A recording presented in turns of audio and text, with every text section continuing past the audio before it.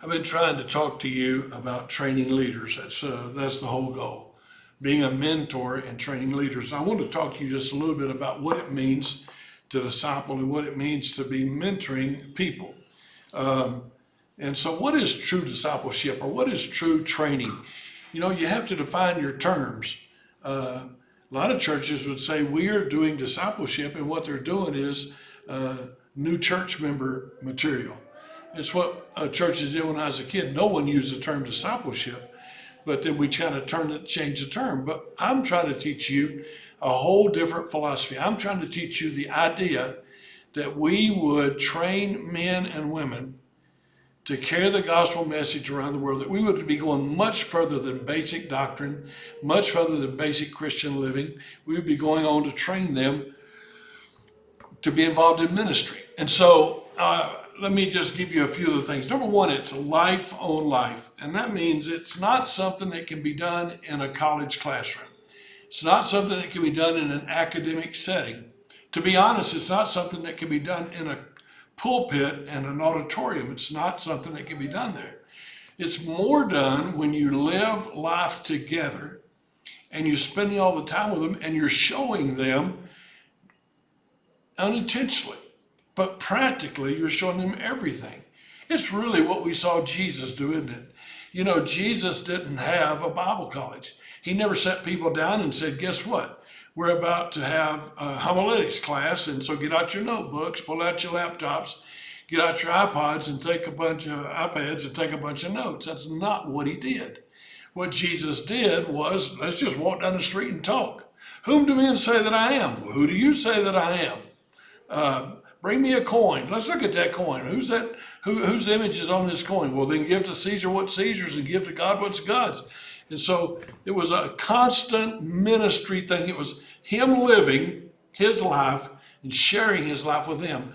Now, it's not spending time together. Sometimes, you know, we watch a movie together, or we watch a ball game together, or we watch a Super Bowl together, and some pastor will say to me, I spend a lot of time with my young people, but I would say, what kind of time do you spend? What kind of time do you spend? Now, it doesn't mean that there ought not be some just plain or relaxed time. There ought to be some time when you just play sports. There ought to be some time when you just watch a ball game. Not a problem with that at all. But they ought to be watching you and seeing from you and hearing from you and learning how to live and do what God has called them to do. I call that life on life discipleship. That's what the Apostle Paul did. And the Apostle Paul's relationship with those students wasn't the relationship of a professor in a university. I mean, he could have never called, a professor in a university could never call a student in and say, I think I need to circumcise you before we take this next trip together. But Paul could do that with Timothy. And I'm not suggesting that you circumcise anybody.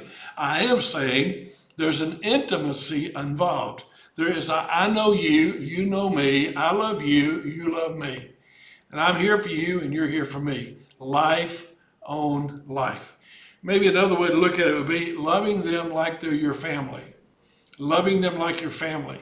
You know what's really funny is you will do a different thing with your family if they do something wrong than you will with a young preacher.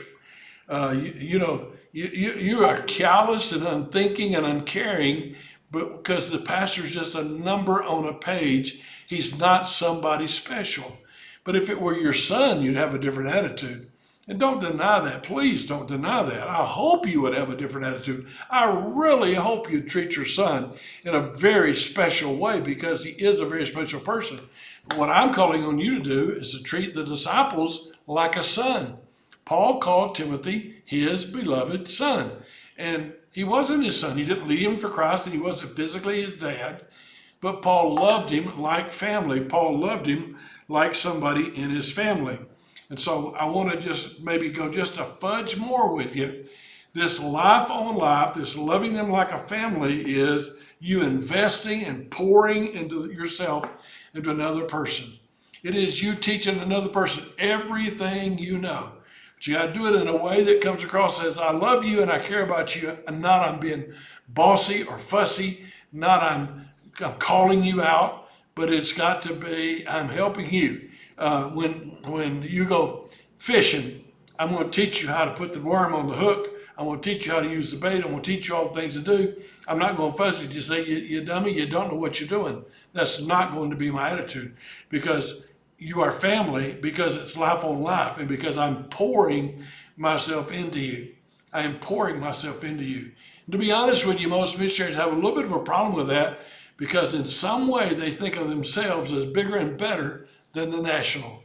Some way they begin to think, you know what, the nationals aren't that important. Well, that's biblically just impossible. That's not the way it should be treated.